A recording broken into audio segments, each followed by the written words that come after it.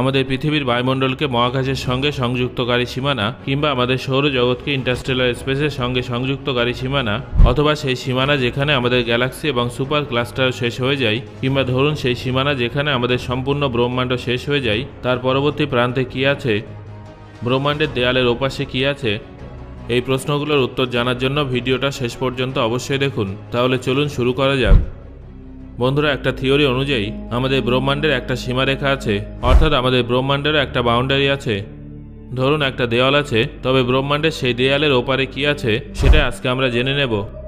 তবে তার আগে এটা জেনে রাখুন যে আমাদের ব্রহ্মাণ্ড বাস্তবে কতটা বিস্তৃত সেটা সাধারণ কোনো মানুষের পক্ষে কল্পনা করা সম্ভব নয়। এই বিশাল ব্রহ্মাণ্ডে এমন অনেক অবজেক্ট আছে, যেমন সুপার ক্লাস্টার, তার ভেতরে অর্ডিনারি ক্লাস্টার, তার ভিতরে বিশালাকার গ্যালাক্সি, এমনকি তার ভেতরে তার থেকে অনেক ছোট জিনিস, যেমন ছোট বড় সৌরজগৎ ইত্যাদি আছে। এবং এর মধ্যে একটা হলো আমাদের সৌরজগৎ। আমাদের সম্পূর্ণ সৌরজগতে পৃথিবীর অবস্থান কেমন জানেন? একটা ছোট বিন্দুর মতো। এই ভিডিওতে আমরা ব্রহ্মাণ্ডের এই সমস্ত অবজেক্টের সীমানা অতিক্রম করব। তবে তার জন্য আমাদের বিশাল বড় স্পেসশিপের প্রয়োজন হবে, যা আলোর বেগের থেকেও দ্রুত হবে। বন্ধুরা, আমরা যখনই পৃথিবীর সমুদ্র পৃষ্ঠ থেকে 100 কিলোমিটার উপরে পৌঁছাবো, আমাদের প্রথম সীমানা আসবে। পৃথিবীর এই সীমানায় কোনো ফ্লাইট কিংবা অ্যারোপ্লেন উঠতে পারে না। সমস্ত প্যাসেঞ্জার প্লেন পৃথিবী পৃষ্ঠ থেকে প্রায় 10 থেকে 11 কিলোমিটার উচ্চতার মধ্যেই ফ্লাই করে। কিন্তু আমরা এখন 100 কিলোমিটার উপরে আছি, যেটা প্যাসেঞ্জার প্লেনের উচ্চতা থেকে 10 গুণ উপরে আছে। পৃথিবীর সমুদ্র তল থেকে 100 কিলোমিটার উপরে এই লাইনটাকে বলা হয় কারমান লাইন। এটা পৃথিবীর বায়ুমণ্ডলকে আউটার স্পেস থেকে বিচ্ছিন্ন রাখে। আমরা যখনই কারমান লাইন অতিক্রম করি, আমরা পৃথিবী পৃষ্ঠ থেকে আউটার স্পেসে পৌঁছে যাই। এবার আমরা এখান থেকে এগিয়ে আমাদের সম্পূর্ণ সৌরজগতের সীমানায় চলে যাব। বৃহস্পতি, শনি, ইউরেনাস এবং নেপচুনকে অতিক্রম করে আমরা দ্রুত গতিতে পৃথিবীর থেকে 100 অ্যাস্ট্রোনমিক্যাল ইউনিট দূরে পৌঁছে যাব। এক অ্যাস্ট্রোনমিক্যাল ইউনিট মানে প্রায় 15 কোটি কিলোমিটারের সমান, যেটা সূর্য এবং পৃথিবীর মধ্যেকার দূরত্বের সমান। আমরা যখন 100 অ্যাস্ট্রোনমিক্যাল ইউনিট দূরে পৌঁছাবো, সেই দূরত্বটা পৃথিবী এবং সূর্যের মাঝের দূরত্বের তুলনায় 100 গুণ বেশি হবে। এই পয়েন্টটাকে আমাদের সৌরজগতের অন্তঃস্থলের সীমানা বলে মনে করা হয়, যাকে সৌরজগতের হেলিওস্ফিয়ার বলা হয়। আসলে এখানে পৌঁছাতে পৌঁছাতে সোলার উইন্ডের গতি অনেক কমে যায়। তারপর যে স্তরটা আছে তাকে হেলিওপজ বলা হয়। এই সীমানায় পৌঁছাতে পৌঁছাতে সোলার উইন্ড প্রায় শেষ হয়ে যায়। এই স্তরটা অতিক্রম করার পর আমাদের স্পেস ক্রাফট টলমল করতে শুরু করবে, কারণ এখানে অনেক ম্যাসিভ গ্যাস আছে। তবে এখান থেকে কয়েক অ্যাস্ট্রোনমিক্যাল ইউনিট এগিয়ে গেলে আমাদের স্পেস ক্রাফট অন্ধকারে চলে যাবে। এখানে পৌঁছানোর পর আমরা দুটো মানব নির্মিত অবজেক্ট দেখতে পাবো। সেগুলো হলো নাসার পাঠানো ভয়েজার 1 এবং ভয়েজার 2। বন্ধুরা, এবার আমরা ইন্টারস্টেলার স্পেসে পৌঁছে গেছি। আমরা আলোর গতিবেগের থেকেও দ্রুত গতিতে 2 লাখ অ্যাস্ট্রোনমিক্যাল ইউনিট দূরত্বে চলে এসেছি।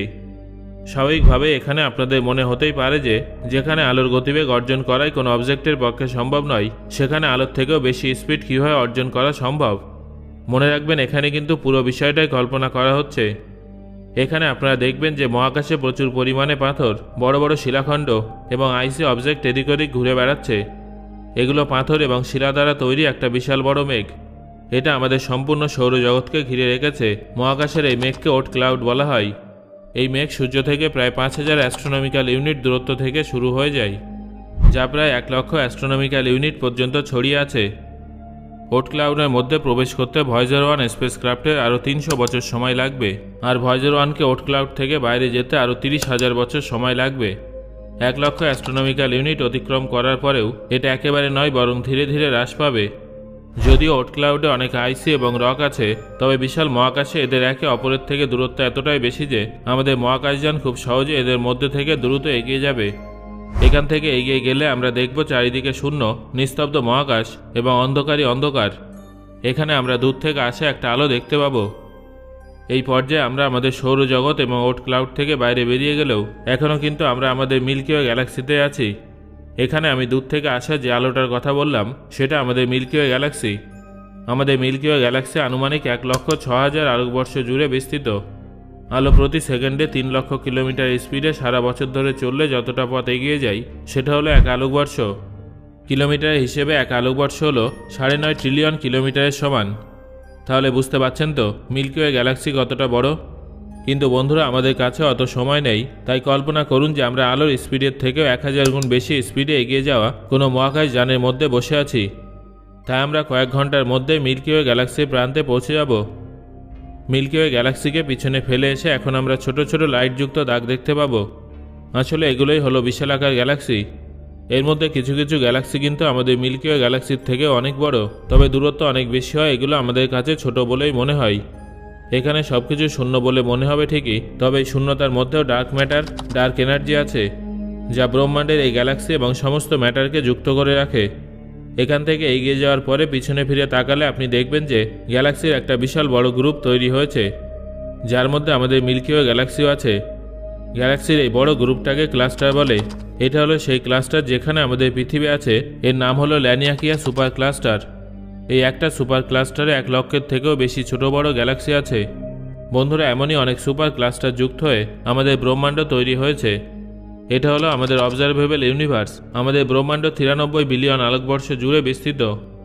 আগেকার সময়ে বিজ্ঞানীরা মনে করতেন যে আমাদের ব্রহ্মাণ্ড অসীম, কিন্তু ধীরে ধীরে বিভিন্ন গবেষণার মাধ্যমে বিজ্ঞানীরা ব্রহ্মাণ্ডকে দুটো ভাগ করেন। একটা হলো অবজারভেবল ইউনিভার্স, যেটা আমরা প্রত্যক্ষ করতে পারি, যার মধ্যে ম্যাটার আছে। আর একটা হলো আনঅবজারভেবল ইউনিভার্স। বিজ্ঞানের উন্নতির সাথে সাথে কিছু কিছু বিজ্ঞানীরা জানান যে আমাদের অবজারভেবল ইউনিভার্স, যেটা 93 বিলিয়ন আলোকবর্ষ জুড়ে বিস্তৃত, তার একটা সীমা আছে। সেই সীমার ওপারে সবটাই শূন্য, অন্ধকার, সেখানে কোনো আলো নেই।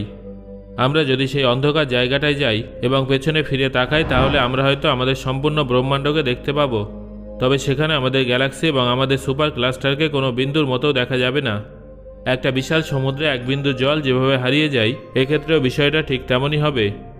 এখানে পৌঁছানোর পর আমরা যদি পুনরায় পৃথিবীতে ফিরে আসার চেষ্টা করি, তাহলে আমরা ভবিষ্যতে অনেকটা এগিয়ে যাওয়ার কারণে পৃথিবীতে ফিরে গিয়ে সেখানে আমাদের সৌরজগৎ, পৃথিবী, এমনকি আমাদের গ্যালাক্সির কোনো কিছুই খুঁজে পাবো না।